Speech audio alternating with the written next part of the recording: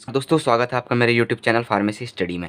आज बात करेंगे दोस्तों साइज सेपरेशन की, यानी जो भी प्रोडक्ट का हमने साइज को रिडक्ट किया था, ठीक है, उसके साइज को अलग अलग भागों में डिवाइड करना ही क्या है, साइज सेपरेशन है। ठीक है, तो साइज सेपरेशन क्या होता है दोस्तों? एक प्रोसेस होती है in which particle of required size are separated from the unwanted और डिफरेंट साइज पार्टिकल्स। ठीक है, यानी जिस प्रकार के पार्टिकल्स की रिक्वायरमेंट है, ठीक है, उन्हें अनवांटेड या डिफरेंट सेट ऑफ पार्टिकल से क्या करना है, अलग करने की क्या एक प्रोसेस है। ठीक है, जो साइज सेपरेशन है दोस्तों, ठीक है, इसका दूसरा नाम जो होता है इसे सीविंग भी बोलते हैं। ठीक है, यानी छानने की प्रक्रिया एक प्रकार से बोल सकते हैं, शिफ्टिंग बोलते हैं और क्या बोलते हैं, स्कैनिंग बोलते हैं। ठीक है, ये जो टेक्निक होती है साइज सेपरेशन की, ठीक है, ये बेस्ड होती है फिजिकल डिफरेंस किस वक्त होती है, जो भौतिक डिफरेंस होता है बिटवीन द पार्टिकल्स। ठीक है, पर जो जितने भी हमारे पास पार्टिकल्स हैं, ठीक है, उनमें जितने भी फिजिकल डिफरेंस होते हैं उस पर डिपेंड करता है।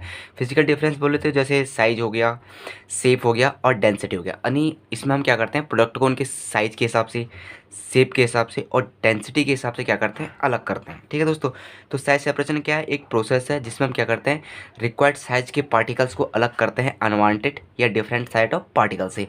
इसका दूसरा नाम है आपका सीविंग, शिफ्टिंग या स्कैनिंग के नाम से भी इसे जानते हैं। ठीक है, और ये जो पूरा का पूरा साइज सेपरेशन होता है डिपेंड करता है फिजिकल डिफरेंस, ठीक है, बिटवीन द पार्टिकल्स। ठीक है, पार्टिकल्स के बीच में जो फिजिकल डिफरेंस होता है ये उस पर डिपेंड करता है। फिजिकल डिफरेंस जैसे साइज, अलग अलग साइज के प्रोडक्ट को अलग अलग कर देगा। ठीक है, जो अलग अलग शेप के होंगे। ठीक है, साइज जैसे कोई एक जैसे साइज के हैं उनको एक साथ कर दिया, शेप कोई गोलाकार है, कोई चौकोर है, ठीक है, उस प्रकार को अलग अलग कर दिया। डेंसिटी किसी का आयतन किस हिसाब से है, ठीक है, उस हिसाब से इनको क्या कर देते हैं, अलग अलग करने की जो प्रक्रिया से बोलते हैं साइज सेपरेशन। ठीक है, कुछ ऑफिशियल स्टैंडर्ड दिए गए हैं दोस्तों पाउडर के लिए। ठीक है, ऑफिशियल स्टैंडर्ड फॉर पाउडर्स। ठीक है, पाउडर के लिए कुछ ऑफिशियल स्टैंडर्ड हैं, जैसे ग्रेड ऑफ पाउडर, पाउडर को जो है वो अलग अलग ग्रेड में क्या किया है, डिवाइड किया गया है। और sieve through which all particle must be pass. ठीक है, यानी कि इसमें क्या है कि जो पाउडर्स हैं उन्हें अलग अलग ग्रेड में डिवाइड किया है। जैसे कोर्स पाउडर आता है, एक आता है मॉडरेटली कोर पाउडर्स, एक आता है आपका फाइन पाउडर्स, ठीक है, एक आता है मॉडरेटली फाइन पाउडर, एक आता है वेरी फाइन पाउडर और एक आता है माइक्रोफाइन पाउडर दोस्तों। ठीक है, तो जो ये फार्माकोपिया होते हैं दोस्तों, उसी में पाउडर्स को अलग अलग भागों में क्या क्या होता है, डिवाइड किया रहता है। ठीक है, तो कोर पाउडर हम किसी के बोलेंगे, कोर पाउडर हम उस पाउडर को बोलेंगे सीब नंबर 10 से क्या हो जाएगी, पास जो वो सारे के सारे पार्टिकल्स जो सीब नंबर 10 को पार कर देंगे। ठीक है, सीब भी अलग अलग नंबर की होगी, कुछ सीब ऐसी होंगी जो 10 नंबर की होंगी, ठीक है, कुछ 22 नंबर की, कुछ 50, कुछ 100, ऐसे नंबर सीब होते हैं। ठीक है, तो कोर पाउडर वो पाउडर कहलाएगा जो सीब नंबर 10 को क्या कर देगा, पार कर देगा। ठीक है, यहाँ से आपके कॉम्पिटेटिव एग्जाम में क्वेश्चन आ सकता है कि कोर पाउडर किसे कहते हैं, तो कोर पाउडर हम उसे कहेंगे जो सिम नंबर 10 को पार करेगा। उसी तरह मॉडरेटली कोर पाउडर किसे कहेंगे, ठीक है, जो मॉडरेटली कोर होगा ये उसे बोलेंगे जो सिब नंबर क्या करेगा, आपका 22 को पार करेगा। उसी तरह मॉडरेटली फाइन पाउडर किसे कहेंगे, जो सिब नंबर 44 को पार करेगा। फाइन पाउडर किसे कहते हैं, कई बार एग्जाम में आ जाता है कि फाइन पाउडर किसे कहते हैं, तो फाइन पाउडर उसे कहते हैं जो छन्नी नंबर 44 को उससे पार हो जाएंगे। जितने भी पार्टिकल्स छन्नी नंबर 85 से पार हो जाएंगे, ठीक है, उन्हें हम बोलेंगे फाइन पाउडर। और वेरी फाइन पाउडर किसे बोलेंगे, जो सीब नंबर 120 से क्या हो जाएंगे, पार हो जाएंगे। ठीक है, जो भी पाउडर के पार्टिकल सीब नंबर 120 को पार करेंगे वो कहलाएंगे वेरी फाइन पाउडर। एक होता है माइक्रोफाइन पाउडर। ठीक है, माइक्रोफाइन पाउडर हम उसे बोलेंगे जिसमें क्या होगा, जिस जो पार्टिकल सीब नंबर 350, लगभग 90% अगर पार्टिकल सीब नंबर 350 को क्या कर रहा है, पार कर रहा है, तो उसे हम क्या बोलेंगे, माइक्रोफाइन पाउडर, यानी बहुत ही ज़्यादा फाइन पाउडर उसे क्या करेंगे, बोलेंगे। ठीक है, तो ये ऑफिशियल स्टैंडर्ड फॉर पाउडर है। इसमें से क्वेश्चन पूछा जा सकता है कि कोर्स पाउडर किसे कहते हैं। ठीक है, तो कोर्स पाउडर वो होते हैं जो सीब नंबर 10 को पार करते हैं। मॉडरेटली कोर पाउडर किसे कहते हैं, जो सीब नंबर 22 को पार करते हैं। मॉडरेटली फाइन पाउडर किसे कहते हैं, जो सीब नंबर 44 को पार करेंगे। फाइन पाउडर किसे कहेंगे, जो सीब नंबर 85 को 85 को पार करेंगे। वेरी फाइन पाउडर किसे कहेंगे, जो सीब नंबर 120 को पार करेगा। और माइक्रोफाइन किसे कहेंगे दोस्तों, जो सीब नंबर 350 को, लगभग 90% पार्टिकल अगर सीब नंबर 350 को पार करते हैं तो वो आप क्या आएंगे, माइक्रोफाइन पाउडर में। ठीक है दोस्तों, तो साइज जो सेपरेशन होता है जनरली वो सीविंग द्वारा ही क्या आता है, जिसे हम छन्नी कहते हैं, उसी के द्वारा क्या आता है। ठीक है, तो जनरली क्या होता है, जो मैकेनिकल सीविंग मेथड होता है उसी का हम यूज़ करते हैं।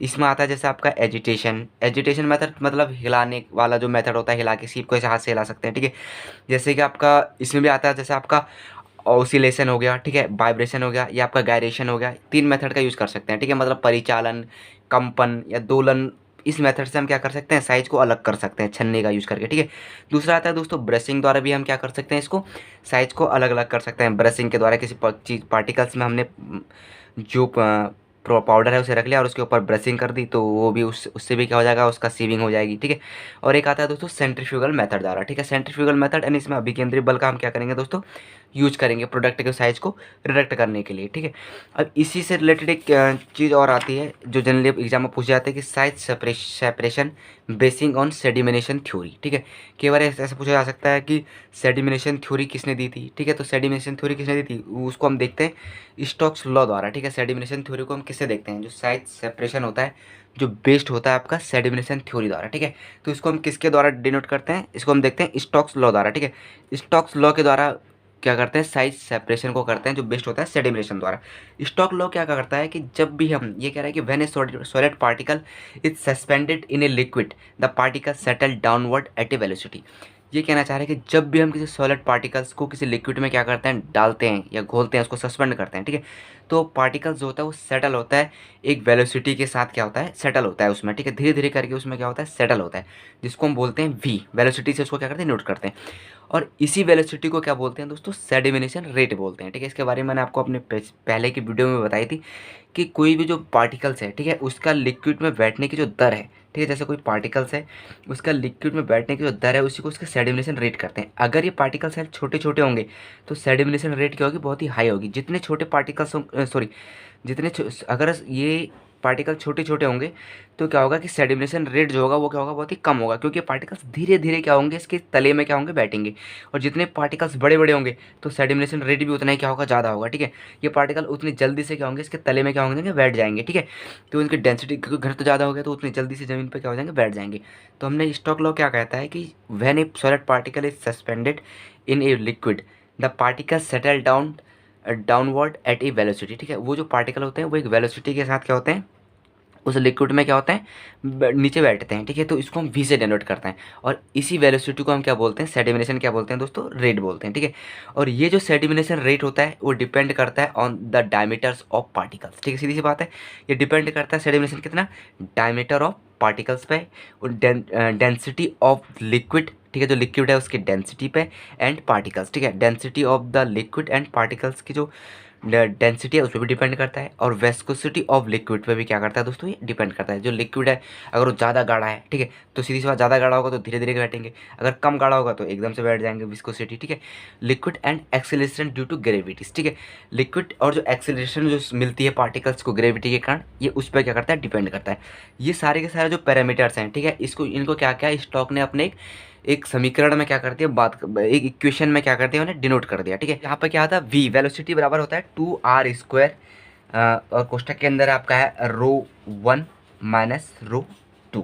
ठीक है, यानी ρ1 माइनस ρ2 कोष्ठक बंद और यहाँ आपका इंटू जी, जिसे हम ग्रेविटी कहते हैं। ठीक है, और यहाँ भी आपका जी और ईटा की वहाँ पे स्क्वायर। ठीक है, यानी जी ईटा। ठीक है दोस्तों, तो वेर जहाँ पर हम देख रहे हैं कि ρ1 बराबर है आपका डेंसिटी ऑफ पार्टिकल्स। ठीक है, जो भी पार्टिकल्स हैं उनकी डेंसिटी को डिनोट कर रहा है क्या, ρ2 डिनोट कर रहा है डेंसिटी ऑफ फ्लूइड।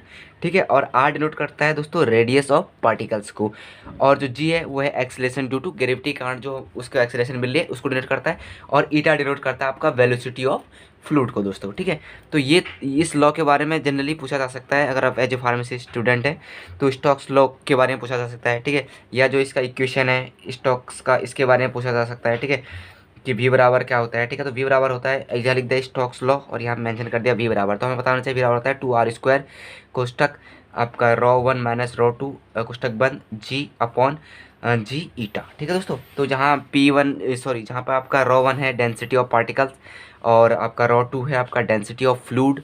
ठीक है, और r है आपका रेडियस ऑफ पार्टिकल्स और जी आपका एक्सेलरेशन ड्यू टू ग्रेविटी और अब ईटा आपका वेलोसिटी ऑफ दोस्तों फ्लूइड। ठीक है, तो स्टोक्स लॉ क्या करता है, ये बताता है size separation based on sedimentation of theory दोस्तों। ठीक है, तो साइज सेपरेशन क्या है, अलग अलग प्रकार के पार्टिकल्स को अलग, जिस प्रकार के हमें पार्टिकल चाहिए उसमें से क्या करना है, अलग करना है, वही साइज सेपरेशन है। इसके लिए जनरली हम सीविंग का यूज़ करते हैं, छन्नी का यूज़ करते हैं। इसका दूसरा नाम है सीविंग, शिफ्टिंग, स्क्रीनिंग।